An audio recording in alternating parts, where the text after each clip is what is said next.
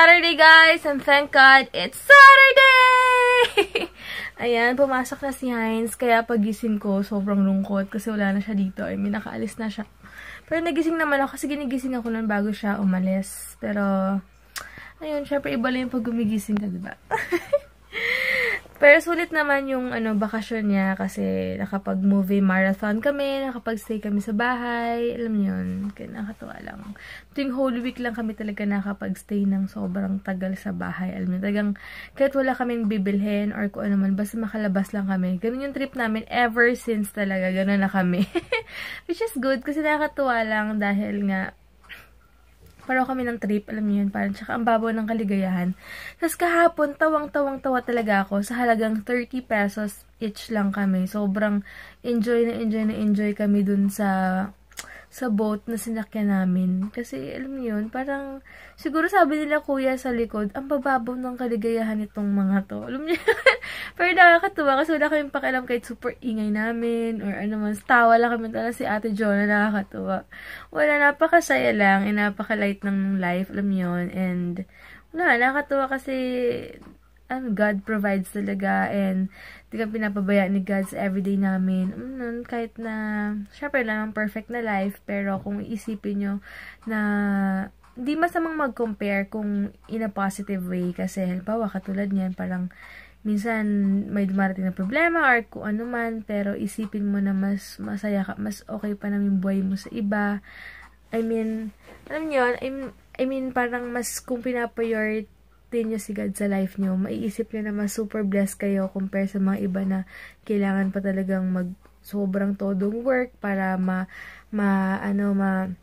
matustusan or ma-provide yung life nila. I mean, kaya minsan magpapasalamat na lang talaga tayo dahil kahit pa paano nakatulog tayo sa masarap nating higaan, may aircon, may yun, nakakain ng gustong kainin. Kaya minsan pag mga simpleng bagay lang, 'di ba? Wag nang palakihin kasi isipin mo na lang super blessed ka compare sa mga talagang less fortunate na tao. Alam niyo yun. Kaya minsan talagang mapapaisip ka na kaysa magreklamo, magpasalamat ka na lang sa buhay mo kasi nakakatulog ka na mahimbing, malamig. Alam niyo yun. Kaya ako ngayon, talagang siniset ko yung mind ko na makita yung lahat ng positive na bagay sa paligid ko. Alam niyo yun. Kahit sa mga kaibigan ko, sa mga nakakasalamuha ko talagang iniintindi ko na lang pag may napapansin kang something, ibig sabihin siguro tingnan mo na yung background niya, kung bakit siya ganon, intindihin mo lang. So, sino yung mas nakakaintindi, tayo na lang umintindi, diba? Kaysa mas stress pa tayo, hindi matatapos. Tapos, sabi nga nila, diba, pag pumatol ka sa mga may saltek, parang may saltek ka na rin. Kaya lang minsan talagang hindi ko minsan makayan. Syempre tao lang din tayo, 'di ba? Kahit nasabihin mo maka-Diyos ka or kung ano man, wag na tayong maging wag na tayong maging plastic kasi talagang kahit gaano tayo ka religious or kung ano man, minsan talaga may times na napupuno tayo. Alam niyo 'yan. Walang perfect na tao talaga kaya wag tayong magmalinis kasi lahat tayo talaga may pinagdadaanan and kanya-kanya tayong pananaw sa buhay kung paano tayo magiging positive, paano natin masolusyonan lahat ng bagay, alam niyo yun. And lahat tayo talaga may hangganan kahit na gano'n pa sabihin mo, gano'n ka kabait, 'di ba? So, and normal lang naman yung mga maldita side natin, lalo na pag sa mga girls kasi sa hormonal imbalance natin, talaga may mga times talaga na bruha tayo, maldita, sabihin mo ng kahit anong sama na ugali, meron talaga tayo, kaya huwag tayong magmalinis. Yun, yung mga pumupuna na akala mo wala silang kaano-ano sa sarili nila. Intindihan na natin yung mga ganun tao kasi baka di sila masaya sa life nila. Kaya basta tayong masaya, tayo nakakaintindi, tayo na lang umintindi, diba? Ang haba na lang napuntahan, pero gets na yun, guys. Yun lang masasabi ko ngayong araw na to. And basta, every day is a brand new day. So, ganun talaga.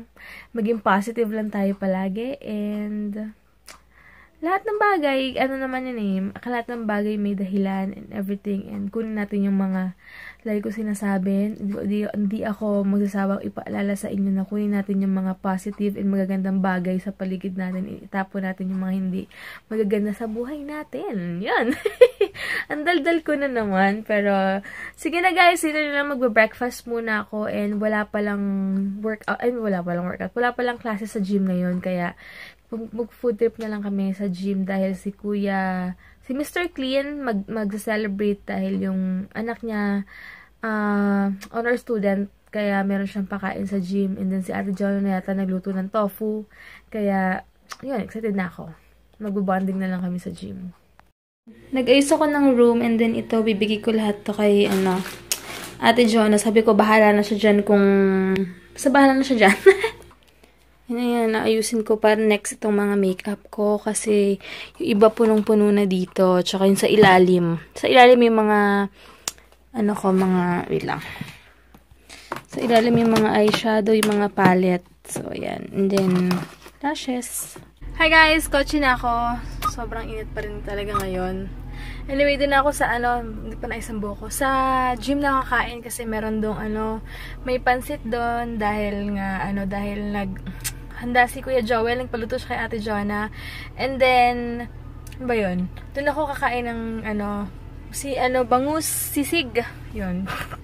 Or sisig, bangus sisig, tama, bangus sisig. Yun. And, alam niyo ba, favorite ko yung blush on na Max and More yung bigay sa akin ni Ate Lovely. Hi, Ate Lovely, I miss you. Ayan. And, wala, ang gamit ko lang is BB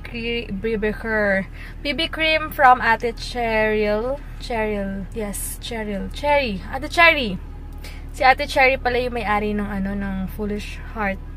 Foolish Shop by Cherries ko. Foolish Heart naman ako. Basta yung BB cream na galing Japan. Ganda kasi hindi nakikita masyadong yung redness ng face ko. And yung Pixie na powder, yung Nichido, and then Maybelline na na brow. Gusto ko na siya yung Maybelline brow mascara. And then yung bigay sa akin ni Beb Maria na lipstick from Australia.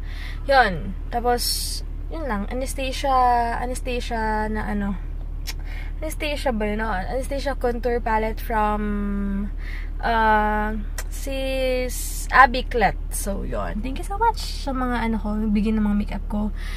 Yun. Tapos, wala, nag-dress lang ako kasi mainit na yun. And basa-basa pa yung buhok ko. Next month, magpapaayos na ulit ako ng hair kasi super light na siya.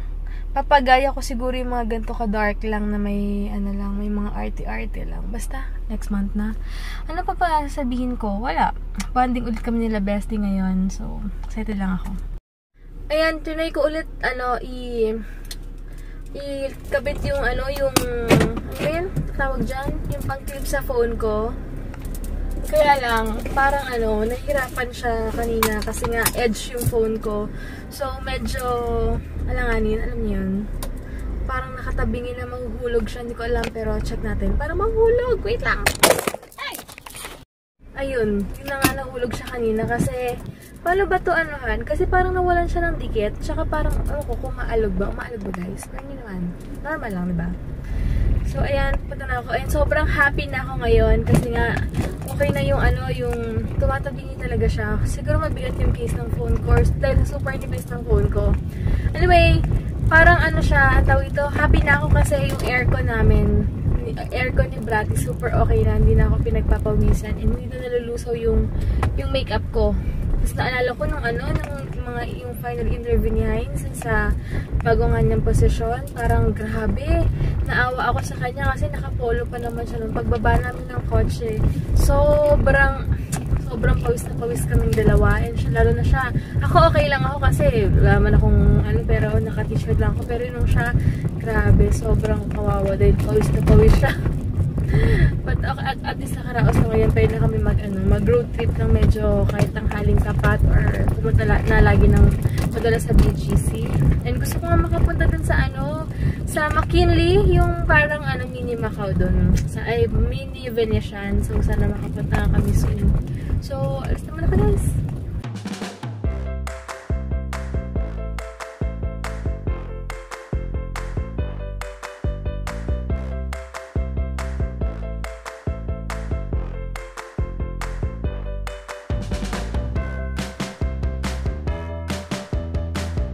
Ayan, sa na ako, sa highway. Yung si Bestie nandito pala. Doon kila ate mo ako. Sa ano ba sabi ko? Sa highway na ako dadaan kasi medyo ano siya. Medyo maluwag yung daan. Hindi ko na nadaanan si Besa doon. Later na tatawagan ko, magkita naman kami sa gym. Baka nagpa-manicure, pedicure doon or nagpa-ayos ng lashes. Yung malaking kotse, ulit yung dala niya, yung trailblazer nila. Kaya nakita ko. Hindi na ako alanganin. Siya ko lang akong parking sa Anastasia. Sorry, bestie. Tawagan na lang kita. Ayan, punta na ako ngayon sa sa gym kasi gutom na rin ako. Nag-ano lang ako, Vitamilk and oats. Pero, grabe yung ano niya. Grabe yung kabusugad ko dun. Ilang hours akong busog. Siya, napakadaldal ko ngayon. Ewan ko kung bakit. Hyper na naman ako. Kaya humanda na naman yung mga kaibigan ko dahil hyper na naman ako. Bubulihin ko na naman si Bestie tsaka si Ate Jonah.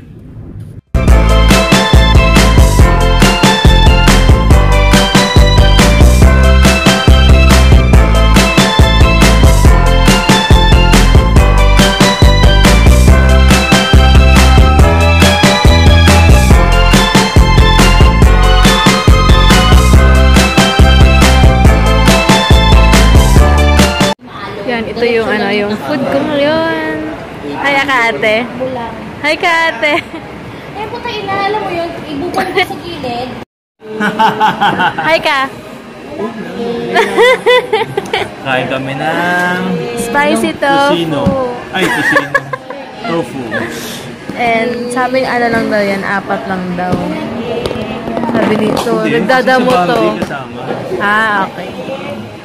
Sama pala. Wow! Ayan, thank you so much. Ayan, bumawi lang siya. Di ba? Hi, Ka. Si Kuya, hindi kami sinamahan kahapon. Busy ako eh. Pasensya na. Madami nga naghanap sa'yo eh. Sino? Hi, Sofia Sanchez. Hi, Ka. Hi ka kay Sofia Sanchez. Hi, Sofia. Abay, mali pa rin. Hindi pala Sofia. Basta Sofia. Yeah. Kami ng buko. Tapos namin kumain ng pansit tsaka spicy to. Hi guys, wala kami magawa. Super antok na antok kami ngayon. As in gano'n no? Kaya pag boring pa na. Boring. Oh my God! Tululaw eh. Sabi ko kay ate ngayon laki ng bubos niya kasi bilog yun. Kasi yung damit ko, namumutok-mutok sa akin. Ba't galing mo magbago ba yan? Ito yung luma namin. Ah, kasi yung bago, ano na, butas-butas na daw. Kilikili ko, diba? Nakita nyo naman, butas-butas na yung kilikili ko. Ngayon, okay na. Ngayon, putok-putok naman. Ano ba yung boobs niya? Bakit? Hindi, pinamasahe ko to kagabi. May? Si ate, ang bastos talaga kahit kailan. Mahiya ka nga. Kasi may topic kaming dalawa. Kami lang talaga nakakaalam. Sa tawa ng tawa. Aray ka. Kasi alam mo yung mga sinuwerte. Oh, wala akong sinasabi. Yung doon kasi nang iniisip. Yung mga siniswerte. Swerte talaga. Kasi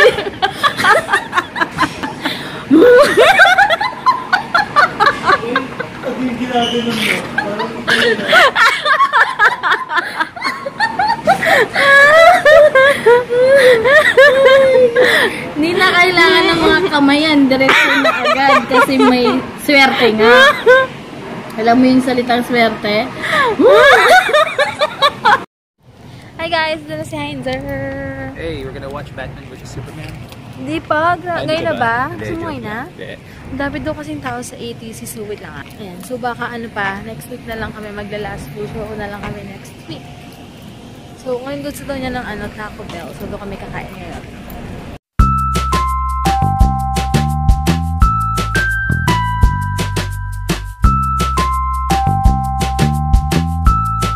And meron free taste. Anong brand yan? Sa Lamborghini. Ah, okay. May bagong bukasol. So, sarap. Bakit? Kaya ka?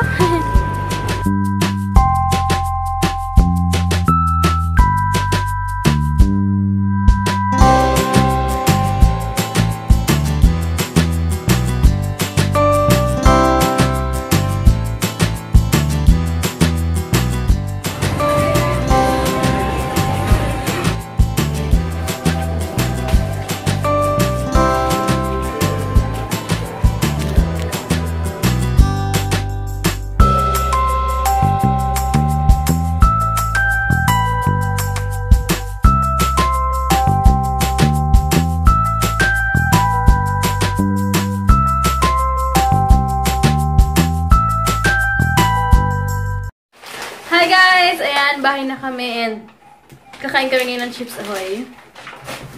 Tapos, yun.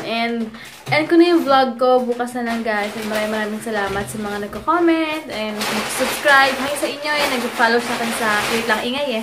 Medyo maingay yung minakasabay. Yun. Thank you so much sa mga nag-follow sa akin sa Snapchat. Ang Snapchat ko, Debbie Y. Santos, Instagram, and Twitter. So, yun. Doon ako nag-update. And hindi ako masyadong addict mag-upload. Joke lang. Nasa 11,000 posts na pala ako sa Instagram. Di ko na mamalayan. Kasi before, walang Instagram si Heinz. Ayaw niya talaga mag-Instagram. So, isa kaming Instagram before.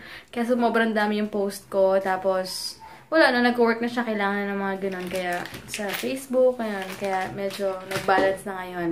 Kaya, basta maraming salamat sa inyo. And tara, paalam na tayo dyan. Paalam na tayo dyan. Napubulol na ako. Sobrang bilis ko magsalita. So, yan. Alright.